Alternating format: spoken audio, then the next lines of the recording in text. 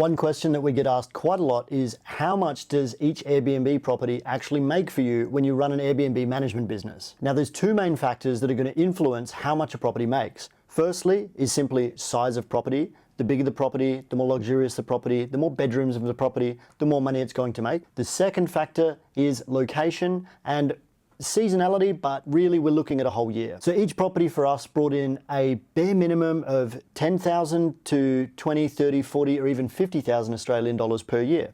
The way the math works on that is we always charged a 20% management fee on the gross revenue.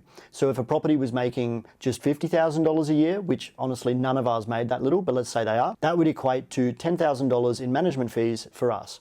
But generally our properties were up around the $80,000 to $100,000 mark for decent 2-bedroom apartments, and far in excess of that for 3-4 bedroom houses, and above $200,000 for the 4 or 5 bedroom sort of mansion style luxury houses. So generally you can assume around $15,000 to $20,000 per year in revenue per property that you bring on board under management, assuming you're charging something like a 20% management fee. So assuming you're somewhere in the Western world, let's say about $15,000 a year average for like a standard 2-bedroom apartment, anywhere in excess of $25,000 per year for those bigger properties, those houses, luxurious properties, things like that. We go far more in depth in this in our program and in our training, and we help you find your what we call the perfect client avatar. That's not always the property that's going to make the most money. It might sometimes be the property that's just going to be the most stable and the most consistent money. But we go over all the different options in our training. So if you want to do that, just shoot us a DM or comment below the word start and we'll send you all the info.